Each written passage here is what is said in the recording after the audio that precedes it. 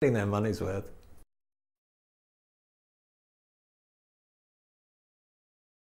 I very much enjoyed going home after the shows, sometimes during, once before. Other than that, it's been irredeemable, you know. People use the term torture very glibly. They say, oh, it was torture, you know, and they mean that they, you know, someone, I don't know, lost their luggage or put electrodes on their nipples. But this is literally sort of hell. It's a living hell working with these people. With the radio, you are actually addressing a huge audience, and the people in the studio almost there, you know, by courtesy of, and but here you're addressing the audience straight away, and that gives you a certain freedom. It gives them a certain freedom to, you know, ad lib, and to talk to the audience if something comes into your mind and you feel, you know, in need of a chat with something, a little bit of company, perhaps more formulated and sober company, then you can pick out a member of the audience and have quite a nice chat for about 45 minutes. I think the affection of the audience, particularly to Hulk, but generally they're sort of, it's almost like an extended family going, oh, come on, entertain us again, Uncle Tim, Uncle Humphum. And they're not going, okay, prove that you're funny, you silly old men. They're going, we're on your side. And of course we're on their side, and that's brilliant.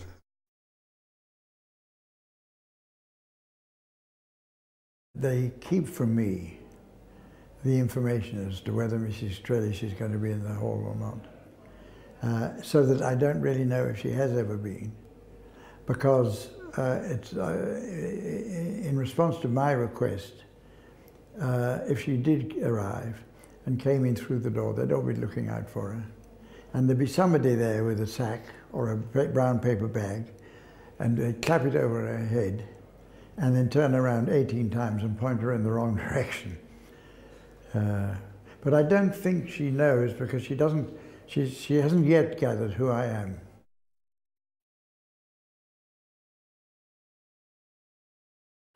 I remember back in the 1970s, early 70s, we were, London was under attack from the IRA, and they were setting bombs off, and there was one bomb that went off very close to the theatre, and we arrived at lunchtime for the recording, and there was broken glass all over the road, and the roads were being closed off.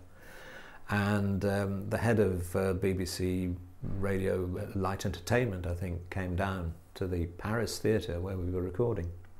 And we had to decide whether we were going to ask an audience to come into to bomb-torn London for the show, and eventually decided probably not.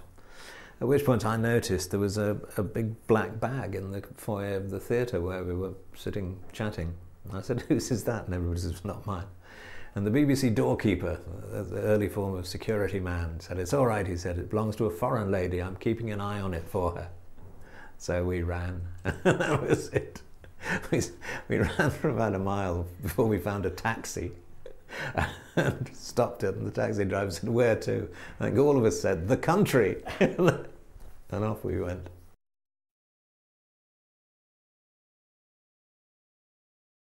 I'm not sure that it was the first show which really pushed the idea that the format was secondary to the wit of the chairman and the people on board, that what they were asked to do was sort of immaterial compared to the ad-libs and the banter that went on. But that's very much the format that's developed over the years. And maybe it's just the longevity of Clue that has made it a sort of peg on which a lot of other ideas sort of hang, you know, the things like I don't know, not so much the news quiz, but some of the TV things like Have I Got News for You, or They Think It's All Over. You know, all that is more to do with what fun is to be got out of the competitors than whether they answer the questions right or not, which has never been high on our list. I think other people have learned that you don't have to play down to your audience. You can actually just go out on what you think rather than what you think they'll think is funny. And quite often I've found I've come out with what I think they'll love and nothing, and then I think, oh, I'll throw this in because it makes me laugh, and they laugh. So I hope they've done that. It is probably the granddaddy of the comedy panel game. It's curious to hear, if you listen back to shows like Just a Minute, and there are various sort of commercial releases of the very early shows, it sounds like a sort of brains trust, does the team think? It's not discernible comedy as we know it today. And I think, I'm Sorry I Haven't a Clue, was the first comedy panel show. And all the other shows, they could be Shooting Stars, Have I Got News for You, They Think It's All Over, have followed in that genre. Oh, I think, you know, I've seen quite a lot of television shows over the years have pinched ideas from us. But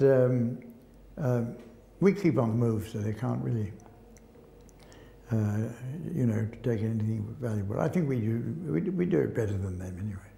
I mean, I don't, because I'm, you know, only conscious half the time, but they, the teams, you know, do it better than anybody. Well, you can see the influence of Clue very firmly on Newsnight and Jeremy Paxman. In fact, it's so blatant. It is so blatant, we're considering legal action.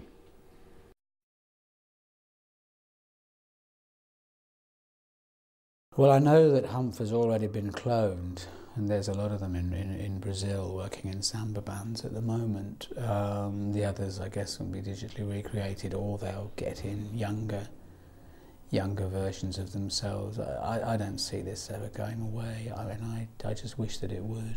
You know, somebody needs to find an end to it. But it is like it's like you know, Israel and Palestine or any of those situations. I can't see a way out, frankly.